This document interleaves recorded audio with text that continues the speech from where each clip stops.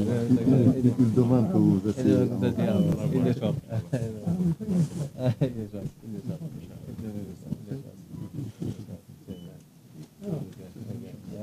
secrétaire العام للنظام.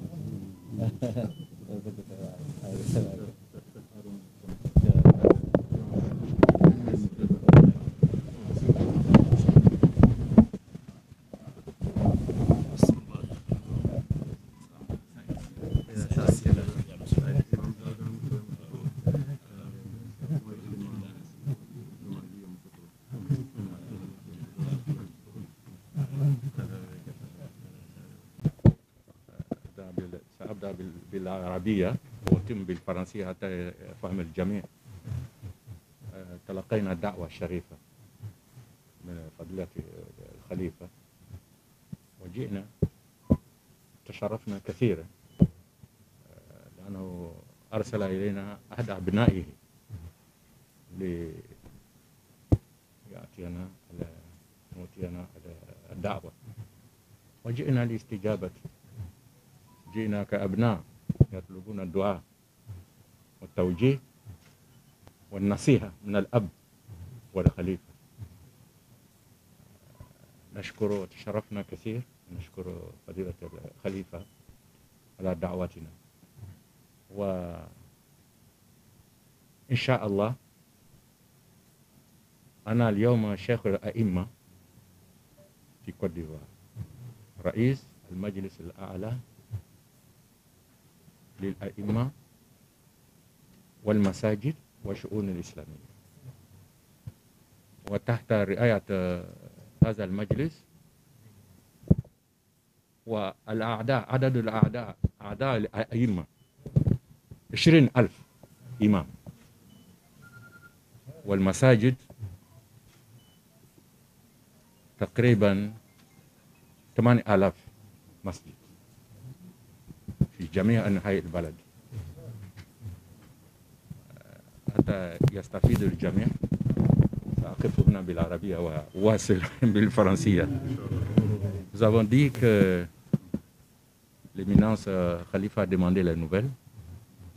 Nous avons dit que nous sommes venus répondre à son aimable invitation. Il nous a fait l'honneur. Oui. Il nous a fait l'honneur d'envoyer un de ses enfants pour nous remettre une invitation en Côte d'Ivoire pour venir le saluer. Nous sommes venus comme des fils qui viennent à leur père, comme des élèves qui viennent à leur maître pour demander bénédiction et demander orientation. Nous sommes à la tête du Conseil supérieur des imams, des mosquées et des affaires islamiques en Côte d'Ivoire.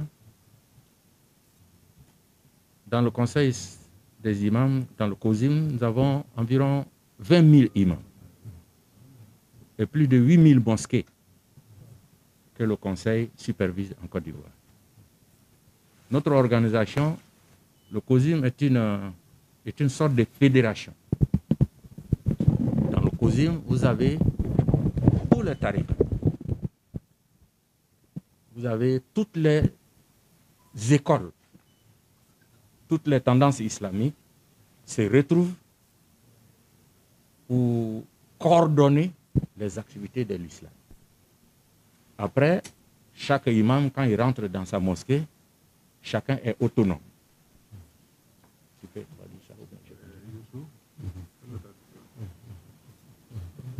moom de Mbàkke dafa wax ne mi ngi dikk tey ginnaaw bi nga ko defalee sak ak teraanga ju mag ju toll ni invité ko yebal sa doomi bopp mu dikk ba fi moom yóbbul ko invitation loolu rëy ci ñoom lool mu mel ni kon dañoo ñëwinu doom ju seet si seen waajur doon tamit ay dongo ak i taalibe yoo xam ne dañoo seet si seen kilifa ngir sàkku si ñaan.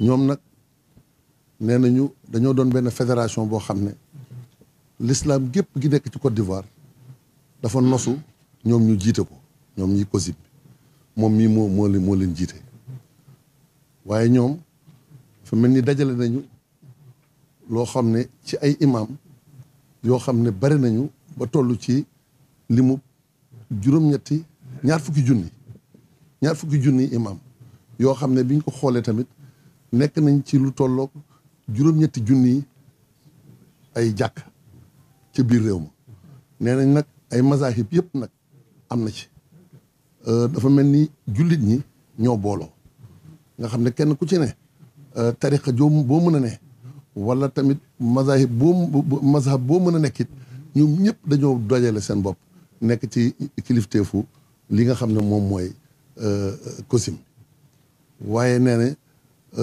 ku ci nekk nag boo demee delloo ci sa jàkk yaa yor kilifteef gi am nga autonomie pour doxal sa liggéey lii daal lu nee na ñoom moo leen indi tey ji si yow waaw COSIM mooy conseil maanaam majlis waaw comme majlisul ala wala majlis boo xamante ne moo kawe di lijjanti lépp lu jëm ci jàkke yi imam yi defe naa noonu la waaw kay ak mbiri l'islam yëpp ci réewum Côte d'Ivoire waaw joxaat donc nous sommes venus pour écouter l'éminence le khalife mais nous demandons surtout ses prières parce que souvent quand on est placé dans une certaine position de responsabilité dans l'islam, shayatin al-ins wal jinn, ils se coalisent contre toi. Ils se disent, si on arrive à avoir celui-là, on va avoir beaucoup de monde derrière lui. Nous sommes jeunes qui prient pour nous. Ça, c'est un. Qui prie pour la Côte d'Ivoire. La Côte d'Ivoire, c'est le résumé de l'Afrique de l'Ouest. Tous les pays francophones, tous les pays de l'Afrique de l'Ouest ont de fortes communautés en Côte d'Ivoire. Si la paix règne en Côte d'Ivoire, au Mali, au Sénégal, en Guinée, au Burkina, au Ghana, tous ces pays bénéficient parce que tous ces pays ont des ressortissants qui travaillent en Côte d'Ivoire. Mais que Dieu nous protège s'il y a problème, et nous avons vu déjà des problèmes, ça va répercuter sur tous ces pays et tous les ressortissants de ces pays en Côte d'Ivoire. Que le Khalife prie beaucoup pour la Côte d'Ivoire, pour la paix, pour la concorde, pour qu'il n'y ait jamais de fitna en Côte d'Ivoire. nee na Mbacke mi ngi sàkku sa ñaan loolu moo leen yëkkati te ñaan googu yittewoo nañ ko lool ndax nee na am na ay daraja ci wàllu responsabilité ci mas'uliya bu ñu la ko tegee rek nee na day mel ni seytaane day ngembuwaat laxasaayuwaat ak pexem yëpp ak noonu yëpp nag daal di ne kii nag nañu boole suñ doole ngir yàqal ko nee na loolu nag moo tax kon fi saasi dafay soxlawoo nga ñaanal leen su ko defee ñu mucc ci pexe yooyu ñuy sàkku itam nga ñaanal Côte d'Ivoire muy réew ma ndax nee na réewum Côte d'Ivoire dafa doon foo xamante ne dafa doon fu dajale réew yu bëri ci Afrique yoo xam ne dafa mel ni ñoom ñëpp dañ faa dajeendoo mu doon seen wàccuwaay loolu nee na bàyyiwul Sénégal bàyyiwul Ghana bàyyiwul Sierra Leone bàyyiwul Niger bàyyiwul Mali ñun ñëpp dañoo doon ñoo xam ne ay mbooloo ak yi ñu bëri ci seenum réew dañoo nekk foofu ci Côte d'Ivoire kon Côte d'Ivoire su amul jàmm dafa mel ni yeneen réew yi nekk ci Afrique te wër ko jàmm du leen yomb te noonu leen nee na am na luñ ci jot a gis jot koo dund moo tax mu bëgg nga ñaanal Côte d'Ivoire mu am jàmm te xam ne jàmm jooju ak dal googu day doon loo xam ne Afrique gépp a koy bokk ñëpp a koy jëriñoo. Moi, j'ai beaucoup parlé, mais je voulais expliquer à son éminence notre joie d'être là et nos préoccupations. Maintenant, nous voulons l'écouter. neen daal jàpp na ne sax wax na lu bari waaye nee na li mu bëggoon rek mooy feeñal mbégteem moo xam ne amul fu mu yem ci ñëw yàlla dimbali mu leen dimbali ba ñëw jàkkaarloog yow nii tey jii waaw nee na nag kon li mu jot a wax dafa jàpp ne bari na neen da lay bàyyee kàddu gi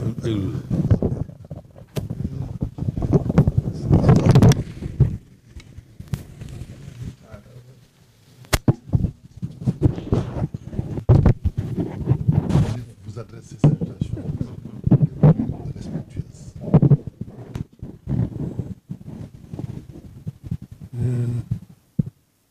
am na mbégte mu rëy a rëy. Le khalife dit qu'il est actuellement très satisfait et très content aujourd'hui. li waral mbégte mi Ce qui justifie ce sentiment de satisfaction à son niveau, mel na ne gan ñu jóge ni ñu jóge ñi ak ñëwee ni fi loolu na noo koy door a am. cette satisfaction se justifie par l'acte que vous avez accompli en quittant votre pays avec la motivation qui vous anime. Pour lui, c'est la première fois que ceci arrive. loolu moo tax mu am mbégte mu rëy. C'est ce qui explique la joie et la satisfaction très profonde qu'il nourrit. dégg na ni mu waxee bu baax a baax.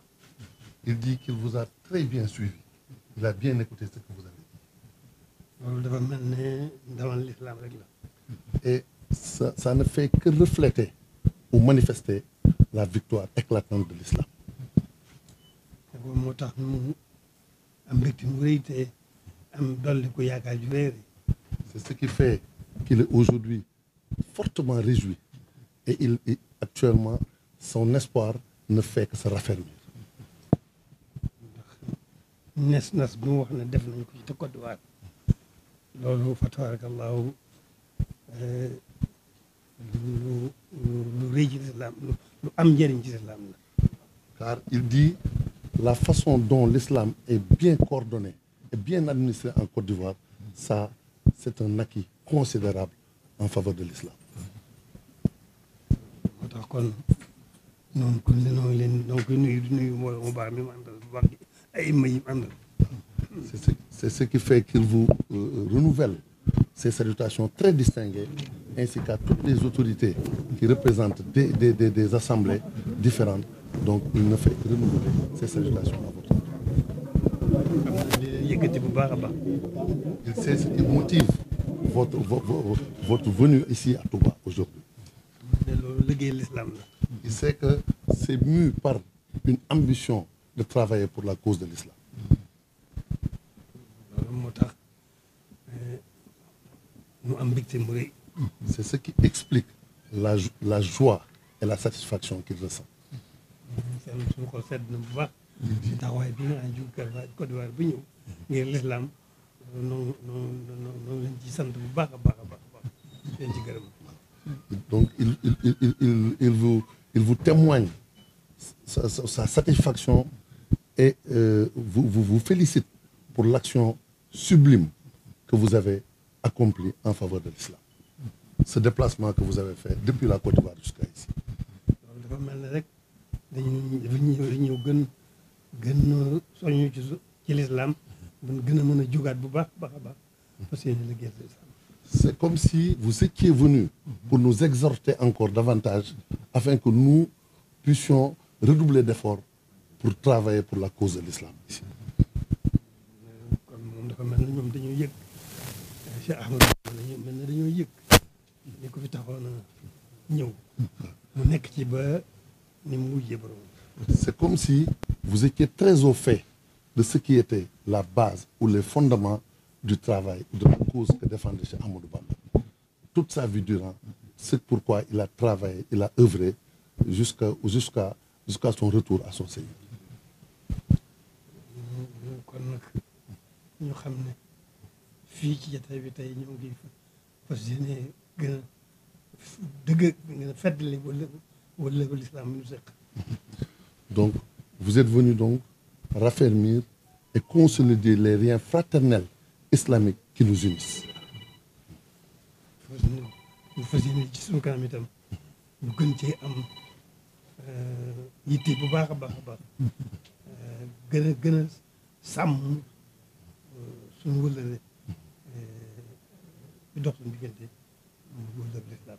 C'est pourquoi également, en ce qui le concerne, il est déterminé à aller dans le même sens pour raffermir et consolider les liens fraternels qui nous lient pour l'avenir en essayant de mieux raffermir ces relations. kon li mu ëmb ci xol bu sedd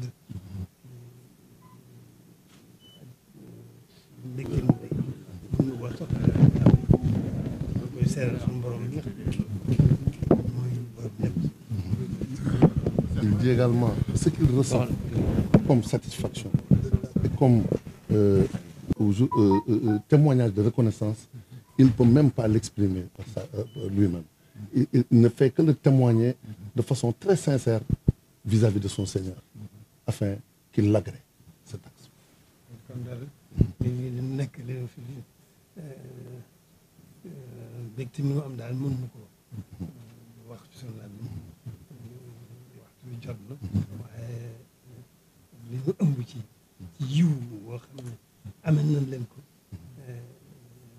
loolu mën na ko xajatu fi waaye loolu moo nekk moom rek la ñu teg te moom lañ fiy bàyyi itam incha allah dafa si ko ànd ak ñoom.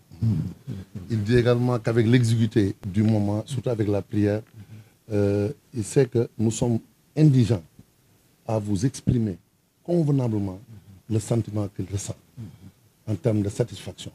Mais il ne fait donc que le réaffirmer, le renouveler, en sachant que c'est un sacerdoce qui est devant nous, Inch'Allah, afin que nous, ensemble, nous puissions relever ce défi de consolidation de nos relations fraternelles.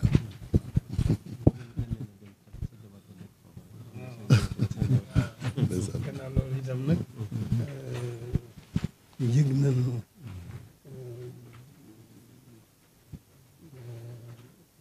gàttanu gi ñu gàttanu foofa ak ca jóge ko ci sunu bokki taalibe bi yëpp nekk noonu leen di gën a dénk bokki taalibe bi yëpp nekk te ñu xam ne ni mu demee rek la nii lañ leen ñu jàpp ne Sénégal comme mooy seen ñaareelu réew Côte d'Ivoire mooy seen ñaareelu réew ci Sénégal comme ñoom dañ fa nekk comme sénégalais loolu lañu jàpp bi ñu nekkee Côte d'Ivoire ñu jàpp seen bopp ne ña nga Sénégal te itam tabaarakallaahu ñu yaru la ñuy doon yoo xam ne dañ fay yàq dañ fay defar waaye yàq du jóge ci moom kon nag moom lañ ko dégg gën a dégg moom lañ di gën a dégg. Le Khalife vous témoigne également une profonde reconnaissance pour l'accueil et l'hospitalité que vous avez réservée à la communauté mouride en Côte d'Ivoire. Il est bien informé, il est bien au fait de tout ce que vous faites pour les mettre à l'aise, pour les accueillir, pour les encadrer, afin qu'ils se sentent chez eux. Et donc, il réaffirme également sa confiance vis-à-vis de cette communauté qui, Inch'Allah, par la volonté de Dieu, ce seront toujours des gens qui resteront dans la conduite édictée par le vénéré Cheikh. Ils ne se mêleront jamais à des pratiques qui vont dans le sens de la discorde ou bien du dégât. li ñu wax nag li ko gën a dëggal moo di jàngukaay boobu ñu fay xalaat bëgg fa dundal lislaam bëgg fa xam lislaam loolu mooy firndeel li moo wax ci mbokk taalibe. Et le témoignage qu'il est en train de faire pour votre action d'hospitalité vis-à-vis de nos compatriotes, les Sénégalais là-bas, ou les Mourides, ce qui justifie davantage cela, c'est le projet de l'Institut Ayamou Soukro, que vous êtes prêts à mener avec nous pour le bénéfice de la Oumma islamique, mais également qui sera d'un grand apport pour l'éducation de nos enfants en Côte d'Ivoire.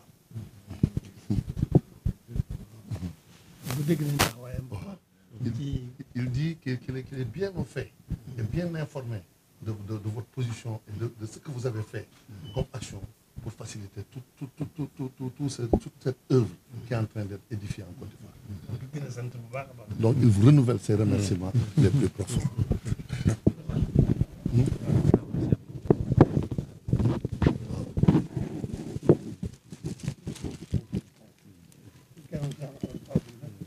Donc ça, c'est des cadeaux qui certainement vous réjouiront à cause de la valeur. Ça, c'est un Coran qui a été écrit par le deuxième khalife général des Mourides, qui s'appelait Cheikh Mohamed Al-Fadel, le fils de Cheikh Amadou Bamba. Il l'a écrit de sa propre main.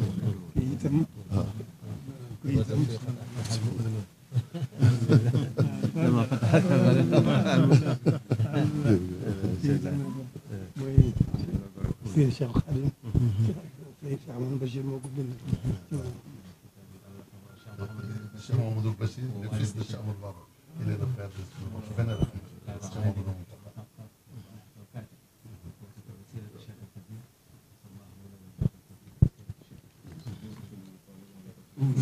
C'est un livre d'hagiographie, histoire religieuse.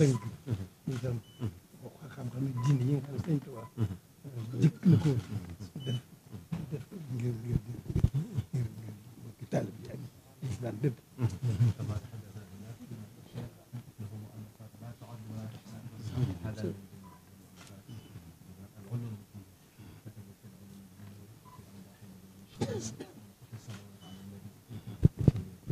Donc c'est des ouvrages de notre vénéré Cheikh concernant les sciences religieuses islamiques.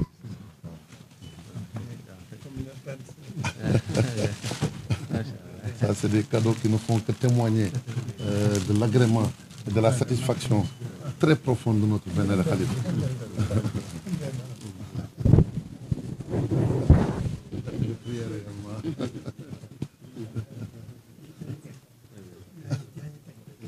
Bon, ça également, il faut le poser sur le tapis de prière. Ça, c'est le meilleur cadeau pour un imam.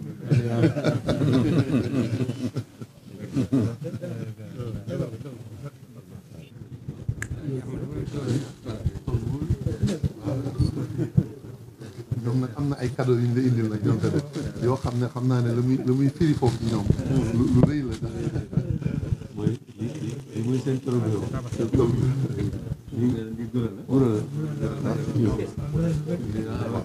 lii tamit ay gros la ak lu ñuy wax avocat ñoom dañ ko fonk lool dañoo la ko indil. jërëjëf donc il vous remercie pour les présents que vous lui avez.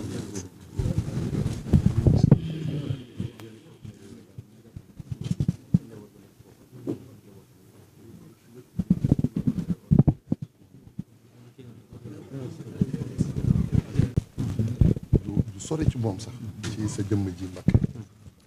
lui demander de ne pas nous oublier dans les prières en Sahel travail. Quand on n'est pas là. prière qui va faire. mi ngi sàkku daal nga bañ leen a fàtte mukk ci say ñaan boo leen gisaatul. ne pas oublier la Côte d'Ivoire aussi dans ses prières. nga bañ a fàtte itam Côte d'Ivoire ci say ñaan Mbacké. pour le projet de l'Institut. nee na lu jëm ci wàllu kër googu nga xamante ne jàngukaay la dencukaayu téere. nous sommes prêts à soutenir ce projet. nee na ñoom jekk nañu ngir jàppale projet boobu ba mu sotti. c'est pourquoi l'imam Saïd Sila. nee na moo tax imam imam bii de la di imam grande Seck mosquée de Yamoussoukro. moo tax imaamu Yamoussoukro mu indaale ko loolu. pourquoi il est venu. looloo tax mu ñëw. pour dire au Khalif que nous sommes prêts à soutenir ce projet. waaw loolu rek a tax moom ñi topp ci moom bare na waaye li tax imaamu Yamoussoukro moom nga xam ne foofee la ñu am barab boobu loolu tax mu indaale ko. Cheikh mi ngi ok nee na mi ngi leen di gën donc il vous confie encore ce fils de la maison. Lui, il est... mu jëkk nekk représentant. Son père a été le premier représentant de la communauté mouride en Côte d'Ivoire. C'est important. En Côte d'Ivoire, on voyait toujours les mourides de loin. nee na Côte d'Ivoire ñoom dañ daan gis murid yi rek ci sori nii rek. Mais à partir de l'initiative du chef Khalif, waaye nee na sa jëf nag bi mu ñëwee. les mourides vont faire partir maintenant de toutes nos activités. nee na dootuñu defati dara loo xam ne murid yi dugg ñu ci biir. C'est pourquoi l'imam Haroun Koné. nee na moo tax imam bi ñuy wax Arouna Koné C'est lui qui est notre responsable à Treichville. nee na mooy seen jëwriñ gi nekk Treichville ñoom comme conseil bi. Il se trouve la maison Cheikh Ahmadou Bamba. nee na Treichville foofu la kër Sëñ Touba gi ne. waaw nee na Donc les deux symboles. waaw nee na loolu. La maison de Cheikh Ahmadou Bamba. Le projet de l'institut que le calife va faire. Les deux premiers tuteurs après Dieu. Ce sont ces deux imams. C'est pourquoi ils sont venus. nee na Pour le ñaari calife les voir et aussi pour eux. nee na ñaari mandarga yooyu nga xam ne mooy kër Sëñ Touba gi nekk Treichville ak barab bi nga xamante ne mooy jàngu boobu ñuy waajal ak daara jooju nee na ñaari yooyu mooy li nga xamante ne moo tax mu ñi seen jëwriñ yi ko yor mu indi leen fi ngir nga gis leen ñaanalaale leen ndax ñu am ndam ñoom itam ci li ñuy def. Et pour donner un contenu au rapprochement des mourides du reste de la communauté, nous allons demander au calife de nous désigner un des responsables de la branche de Côte d'Ivoire, de désigner quelqu'un qui va être un de nos conseillers dans le COSI. nee na tamit loolu ngir mu doon jëf dafa gis ne dina soxlawoo ñoom nga tànnal leen kenn koo xamante ne ca ña nekk Côte d'Ivoire ñoom dañuy xam ne kooku dañ koy dugal ci biir COSIM bi mooy seen conseil boobu nga xam ne mooy lijjanti l'islam bi léegi day am ku ca bokk koo xamante ne day wóor ne taxawaay yoonu murid dootul doonate ay wax waaye day doon jëf. Donc, si le calife nous fait l'honneur d'accepter cette demande, waaw nee na boo leen teralee teranga ju rëy ci ñoom ju toll ni nangul leen loolu rek ça va aider au rapprochement. nee na dina leen jàppale ba doon benn bi ak jaxasoo gi gën a doon loo xam ne day doon jëf. Voilà la demande, la troisième demande. nee na loolu mooy ñetteel li mu doon sàkk moom. Première demande, waaw nee na li mu doon sàkk lu jëkk je répète, nee na mi ngi koy baamuwaat pour prier pour nous. mais mooy nga ñaanal leen ñaanal ñu. La deuxième demande, ñaareel bi pour prier pour la Côte d'Ivoire. nga ñaanal Côte d'Ivoire. La troisième demande, ñetteel bi nag bien vouloir nous donner un des responsables. mooy nga tànnal leen jëwriñ joo xamante ne ñoom dañ koy dugal ci seen biir foofee lay dëkk mu nekk ci seen biir ñu di mën sa ndaw lay doon lu matale ngir ñoom lañ ci yéene mu mën a am c'est mat na il dit que s'il plaît à Dieu il va accéder à la demande après une réflexion très approfondie pour répondre au mieux à vos attentes. Inch'Allah.